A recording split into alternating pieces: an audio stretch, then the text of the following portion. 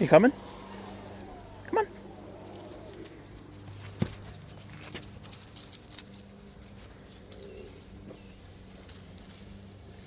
You can do it. It's okay. It's clear.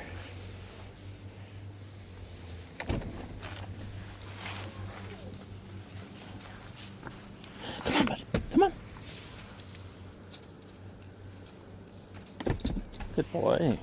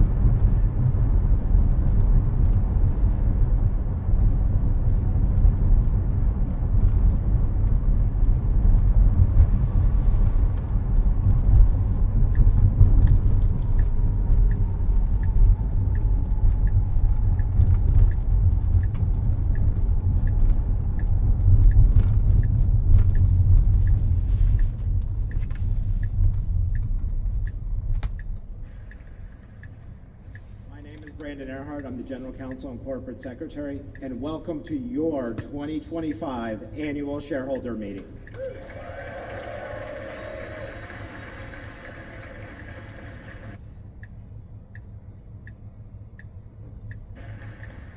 Similar to last year, this meeting will have two parts. We'll go through the 14 ballot items. The second part, Elon Musk. Today, we will discuss business outlook and may make other forward-looking statements. Such statements or predictions are based on current expectations. Actual events or results may differ materially due to a number of risks and uncertainties that are disclosed in our SEC filings. Such forward-looking statements represent our views as of today and should not be relied on thereafter. We make no obligation to update them after today. We'd like to welcome members of the Tesla team here, members of PricewaterhouseCoopers, and members of our board. Before we get started, why don't we hear from Robin, our board chair.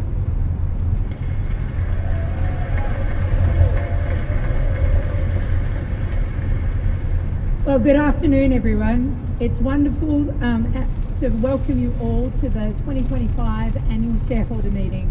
I apologise for my voice. I've been speaking to investors for the last couple of weeks, non-stop, I think.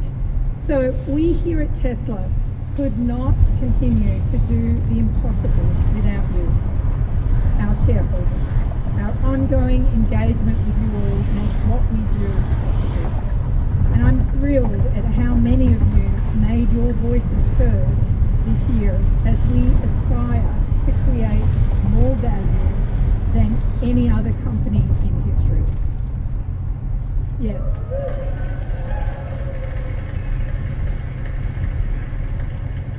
Without your support, we could not have reached the heights that we've already demonstrated over our relatively short yet storied history. As we further expand our ambition in our quest to build a world of sustainable abundance, we are excited to continue this partnership. Tesla is at an inflection point. I think I've said that 3,000 times over the last few weeks. And this last year has been a critical one in our history. I want to take some time to review the acknowledgement and achievements by the Tesla team, of which I and my fellow directors are incredibly proud of. We continue to redefine the automotive industry across production, customer experience and ownership. Model Y was once again the best-selling vehicle worldwide of any vehicle in 2024. And with the new Model Y released earlier this year, it's now better than ever. Our energy business continues to reach new heights, and we deployed 31 gigawatt hours in 2024, more than double what we achieved in 2023. Fabulous. I love the energy business. And we are actively investing in both of these businesses as we aim to maximise their installed base of production globally. The installed base serves as the platform for our future value, and that creation over time, Tesla will achieve through services such as robotaxi and virtual power plants, powered by our real-world AI.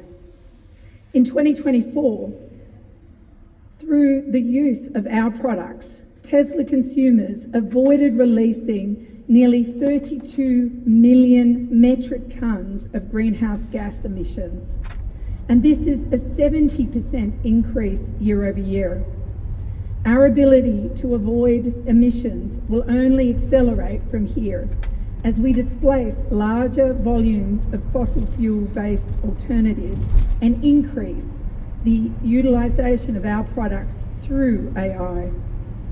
But emission avoidance is not only the thing that we focus on here at Tesla. Improving safety has been paramount to our mission since day one. Our vehicles consistently achieve the highest safety standards when tested across the world. And that safety is increasingly enhanced with autopilot technology. In 2024, our global fleet of vehicles experienced one crash after driving more than 6.8 million miles. That's amazing, 6.8 million miles.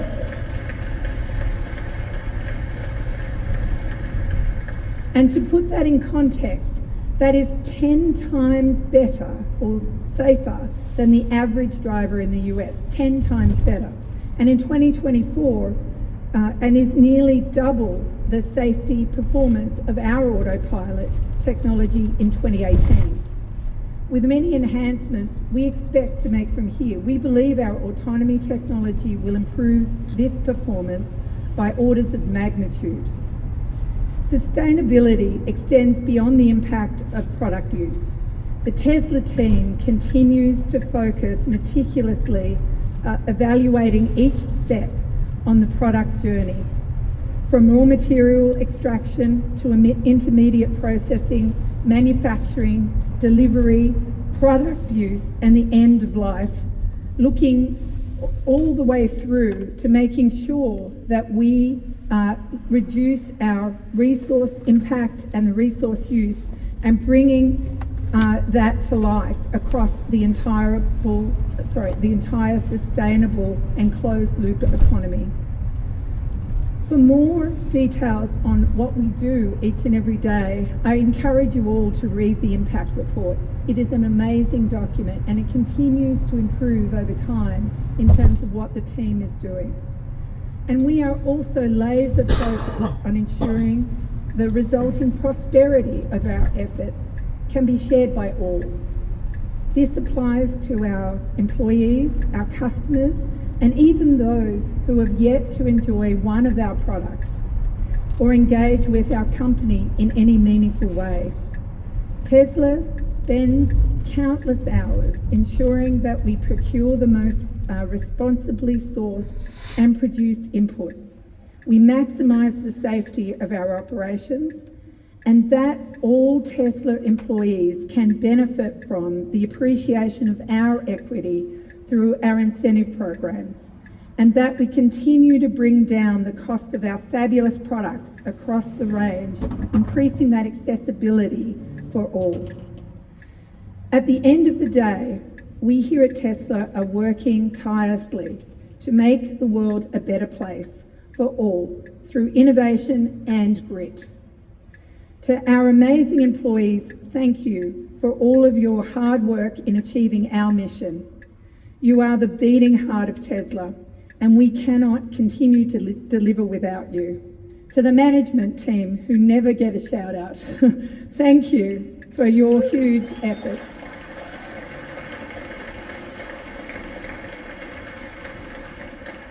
To our shareholders, all of you in the room and on the webcast globally, once again, thank you for your support. Please know that we are listening to you and are here to represent your interests. You are the owners of the company, and your voices, your perspectives, and your input are critical to what we do here at Tesla each and every day. My fellow directors and I serve you as your fiduciaries and oversee Tesla's mission, purpose, and strategy, and these responsibilities are in our minds every day. I would also like to take this opportunity to thank my fellow directors for their diligence, their dedication, and their tireless efforts. Changing the world for the better is always accompanied by difficulties. And what I can say is that you can't do it by checking the boxes and just reviewing PowerPoint presentations. Thank you for rolling up your sleeves, each and every one of our directors, the hard work that you do, lending your unique talents and delivering to our shareholders. Thank you. Thank you.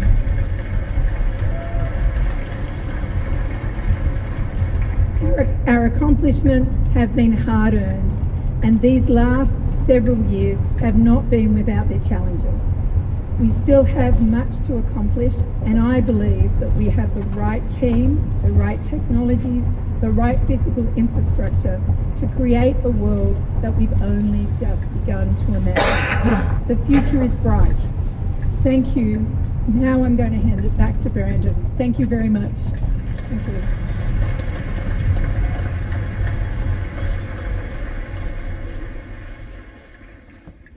Thank you, Robin. I will now call the meeting to order.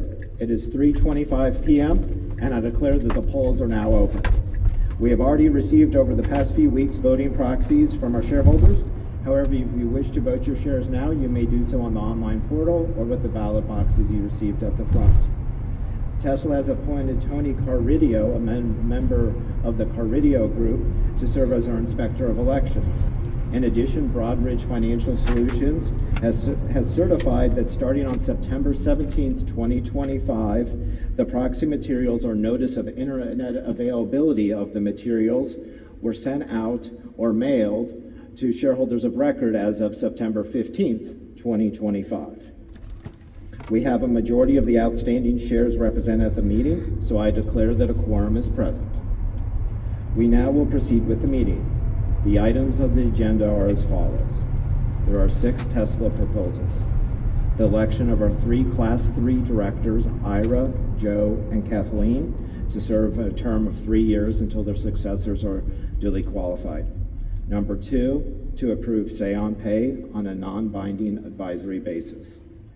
3, to ratify the appointment of PricewaterhouseCoopers LLP as our independent registered public accounting firm for fiscal year 2025. 4, to adopt amendments to our organizational documents to eliminate certain super majority voting requirements. 5, to amend and restate the 2019 Equity Incentive Plan. And number 6, the 2025 CEO Performance Plan to Elon Musk.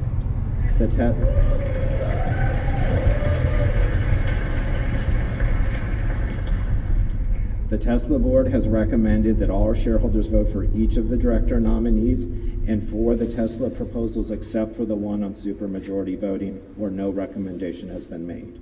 We also have 8 shareholder proposals that are described in our proxy statement. I'd like to remind the shareholders that Tesla's board has prepared a statement of opposition on each of them except for the one regarding XAI.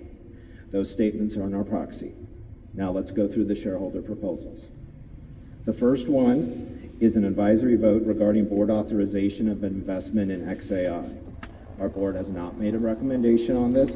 The shareholder proposal is proposed by Mr. Stephen Hawk, who I believe is here to present the proposal. Mr. Hawk.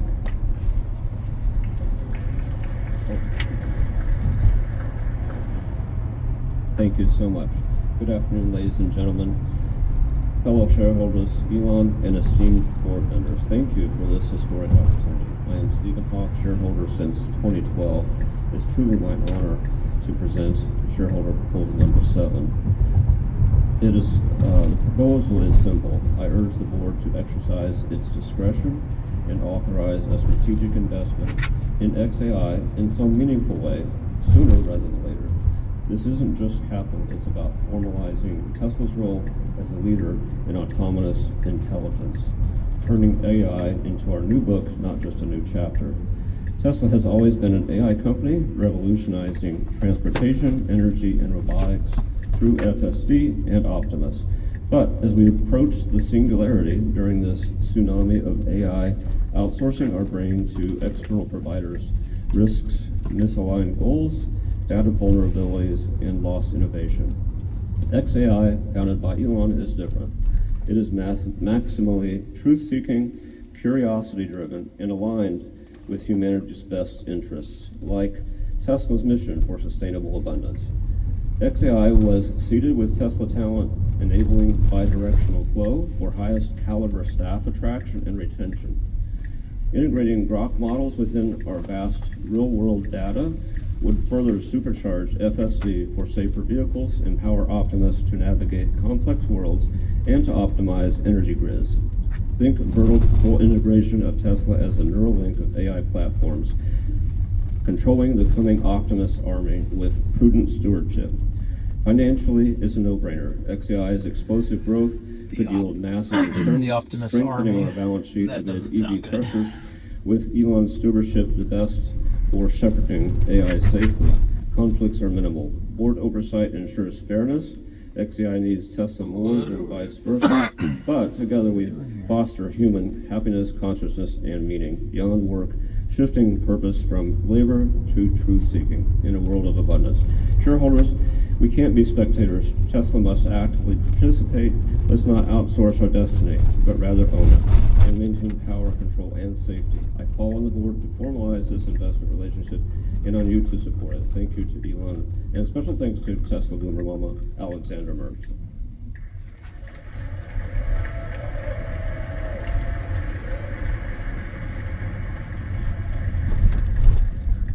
Thank you, Mr. Hawk. The second shareholder proposal is an advisory vote regarding adopting targets and reporting on certain sustainability metrics with our senior executive compensation plans. Our board has recommended that our shareholders vote against this proposal, as explained in our proxy. The shareholder proposal is proposed by Tulip Share Capital, LLC, whose representative, Mr. Akrouge, has prepared a pre-recorded message. Hello, shareholders. I am Antoine Arrouge, CEO of the Impact Fund.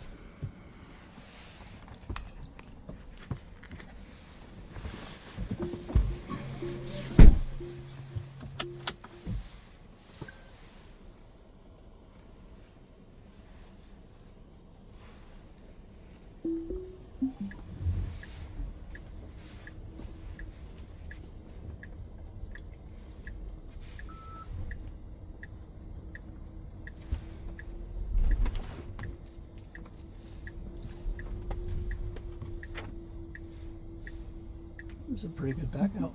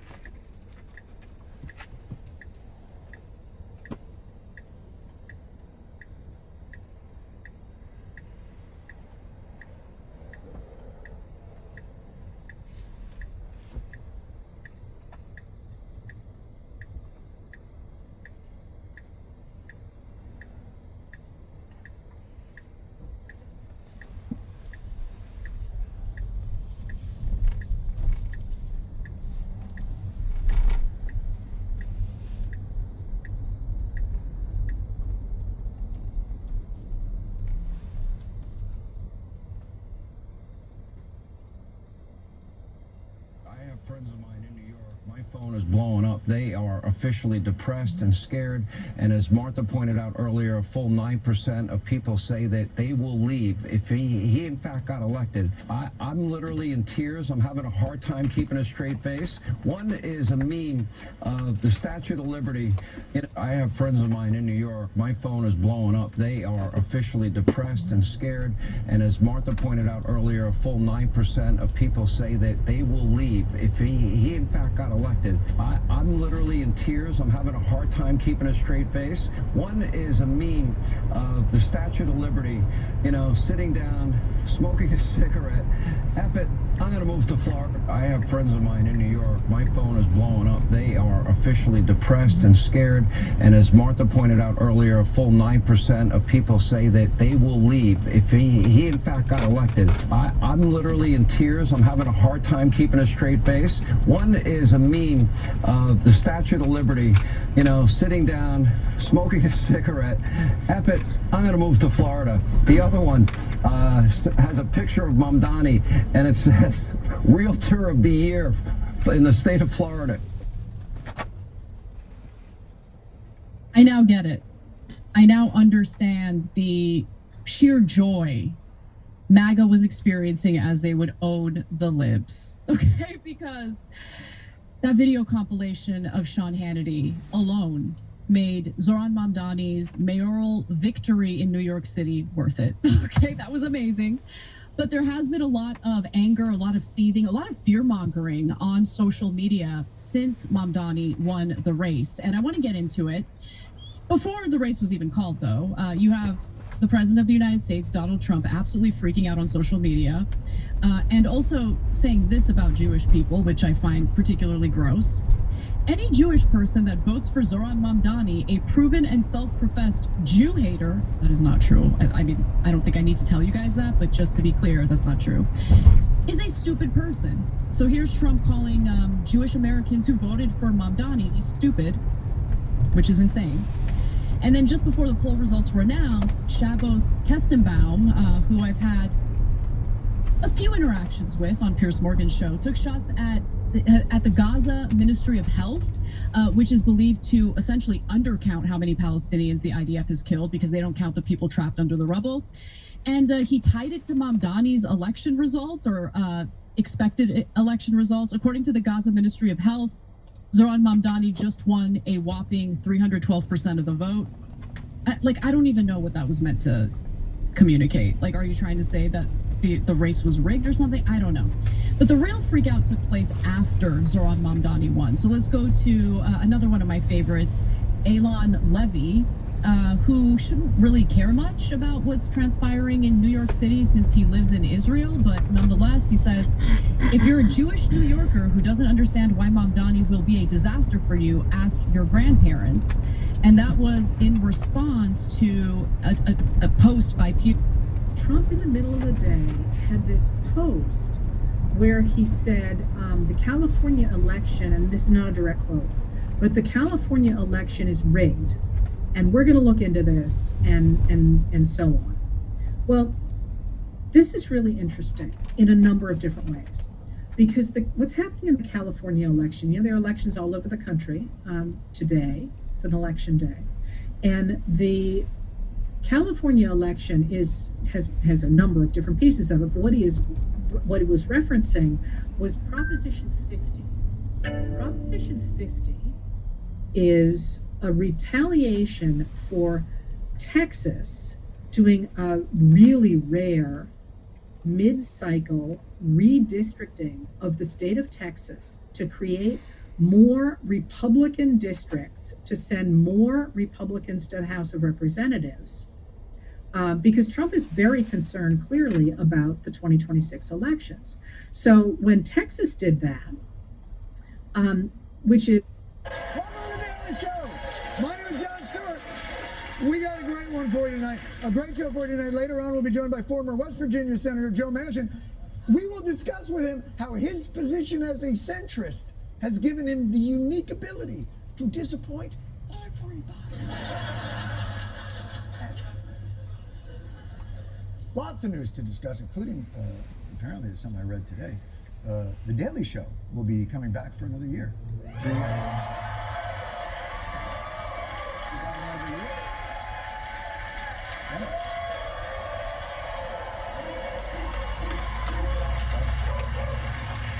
It is our 30th year. When we come back, it'll be our 30th year. Yeah. And like most 30-year-olds, we're still thinking about going back to law school. We're still thinking about maybe being a video director, whatever, I don't know. Sorry about you. But listen, we do want to thank everybody. We don't take for granted in any way how much your support means so that we get a chance to keep making the best show that we can make for you. So we truly appreciate it. Thank you. But, by the way, there was also great news for America this weekend. We finally defeated our worst enemy, Canada. Yeah. How's it taste, Canada? Try us again, Think about that next time you run an ad that accurately quotes one of our former presidents. You know what? 1,000,000% tariffs on Canada.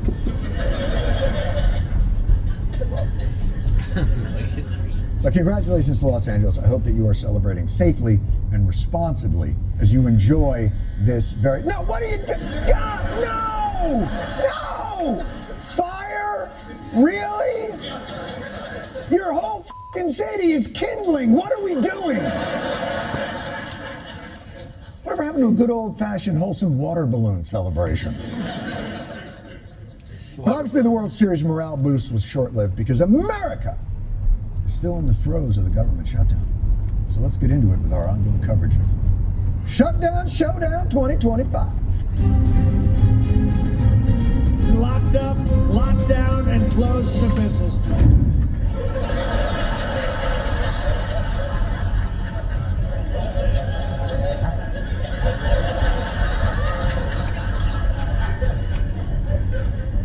This past weekend, the shutdown took its worst turn yet, as notices began to go out for health insurance premium hikes, and millions of Americans also lost their SNAP or food stamp benefits. It's as heartbreaking as it is infuriating, but there's one American who's taken this harder than anyone else. The president is desperate for SNAP benefits to flow to the American citizens who desperately rely upon it. He is a big-hearted president.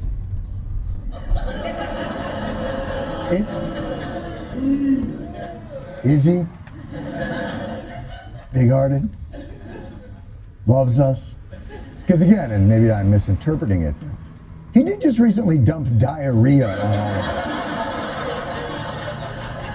I don't know if you remember that, yeah. He cares a lot about the American people. Obviously, he does have a diarrhea plane. Maybe that is out of love. I don't know.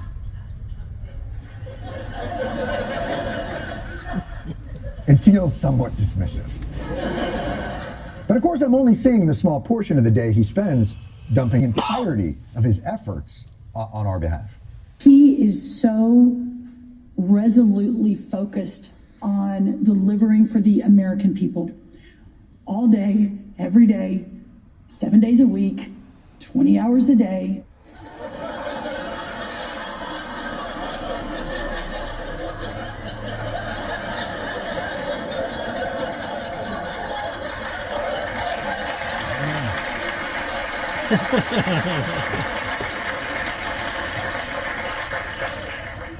Did we miss an executive order about how long days are?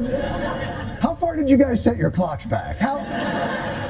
But okay, 7 days a week, 20 hours a day, 4 hours for diarrhea plane training.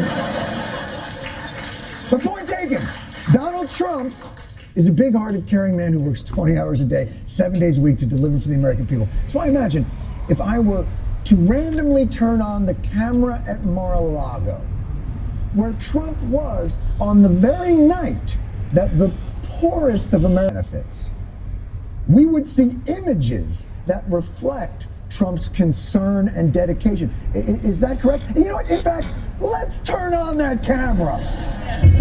Yeah! That's what he was doing this weekend. He wasn't working for the American people. That was just some Hollywood Babylon shit. That once and for all shows that Donald Trump doesn't give a fuck about even looking like he gives a fuck. At all. Also, honestly, how uncomfortable is the seating in Mar-a-Lago? On the very night SNAP benefits ended, Trump threw a Great Gatsby-themed ode to decadence and hedonism that even Jeffrey Epstein would have thought was a little over the top. There were dancers, costumes, champagne, a wonderful celebration where the theme was apparently gross income inequality. The slogan of the party, as people were losing their food benefits, was, I shit you not, a little party never killed nobody. Did you even read The Great Gatsby? Spoiler alert, the party killed somebody. Two buddies. How do you not know that? I knew that, and I've only read the Cliff Notes. The Great Gatsby is a cautionary tale, and it's the theme for your... What'd you just think? Oh, it's a great book about a rich guy who bangs married ladies. No! Partially, yes, but the subtext. You see, usually in a time of national suffering, there's a generally accepted principle in leadership that you at least pretend to feel the pain of the people that you represent. But this president seems to go out of his way to let struggling Americans know that he is doing. Your premiums may be going up, tariffs may be shutting down your small businesses, you may be losing your food assistance, but it'll all be okay because Donald Trump is building a ballroom that looks like the inside of Marie Antoinette's vagina. Yeah!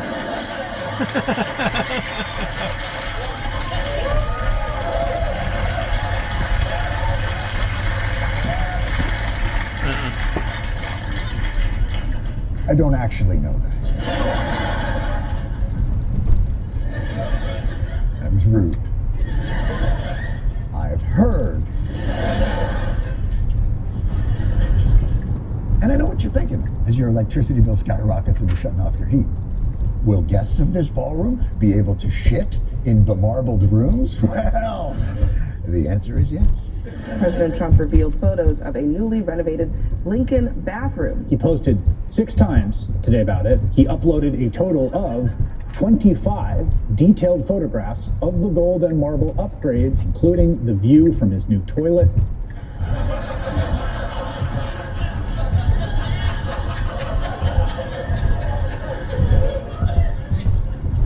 You know, I'm not an architect. Who designs a bathroom with ass-level windows? I mean, isn't that, aren't you gonna frost the glass a little bit there? Throw some shutters up? You're gonna have tour groups walking by just like, go. Oh, no. That's not good. So with all this, it's kind of hard to argue that Trump has been laser focused on, needy Americans and funding SNAP benefits during the shutdown, especially when the notorious power-grabbing unitary executive that is Trump pleads that his bruised hands are tied. The president has lamented this. He has informed USDA and everybody. Do as best you can, but the money doesn't exist to do it. The truth is there's no legal mechanism to do it. President Trump can't just wave some magic wand and fix the mess. There's nothing we can do at this point. There's not much more we can do because the rules of the road by which we have to play.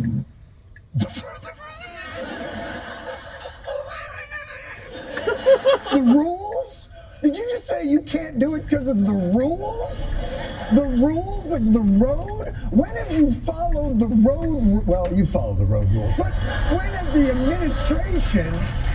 has this administration followed the rule? You guys have been Grand Theft f***ing Auto this entire presidency. The whole time. But now, hey everybody, we're just going to take a quick break from unauthorized Caribbean boat bombing and sending hairdressers to El Salvadorian prisons to remind everybody, no passing on the right. Gotta respect the rules of the road. How disingenuous has this gotten? You'll never guess which branch of government that the Trump administration is deferring to for guidance on these food assistance payments. When can we expect the Trump administration to make these payments? Well, President Trump just truthed out that he needs to hear from the courts how this is going to be done. The courts? The rules of the road and the courts?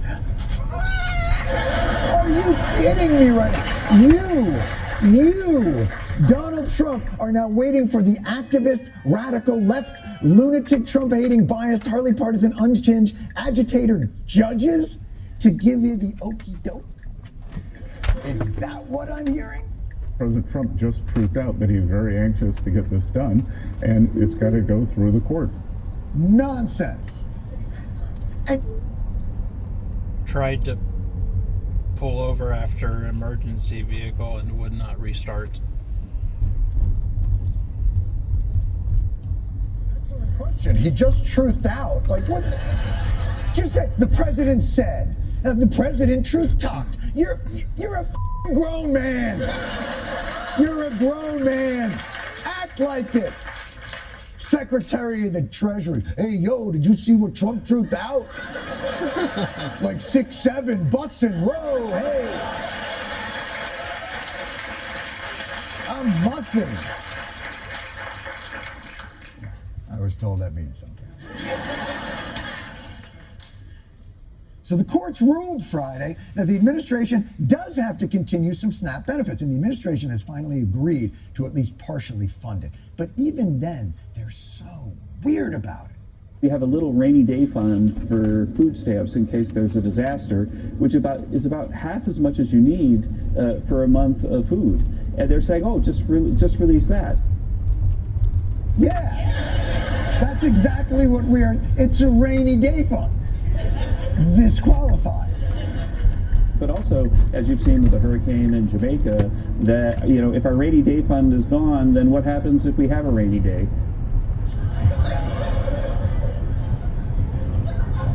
It doesn't have to literally be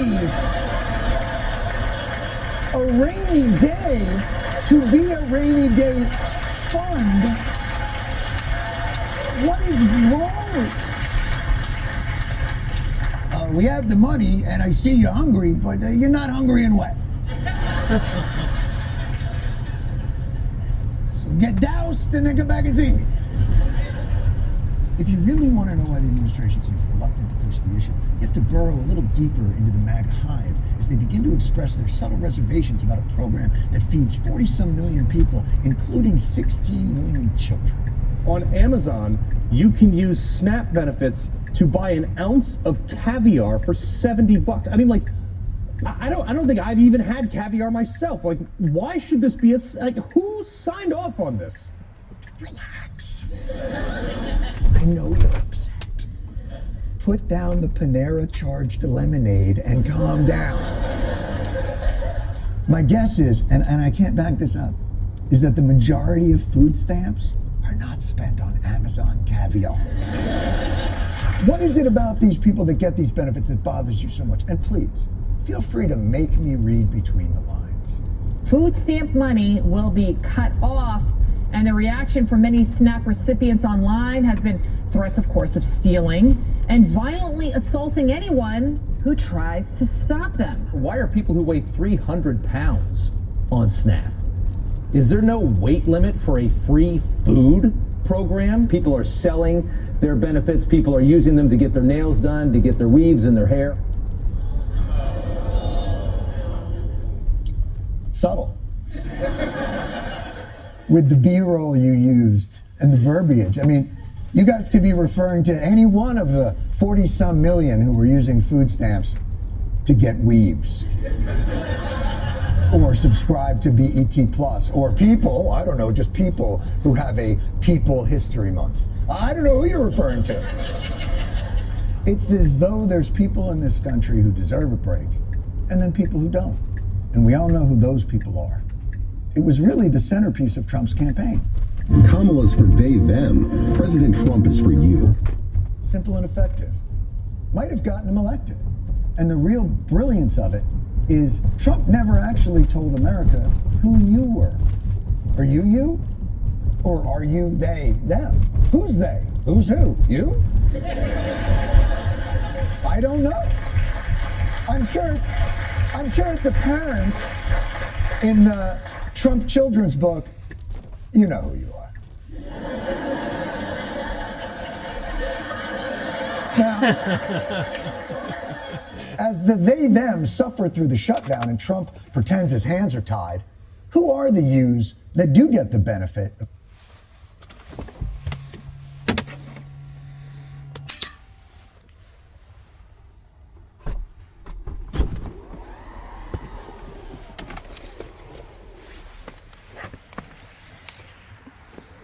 Ain't coming out.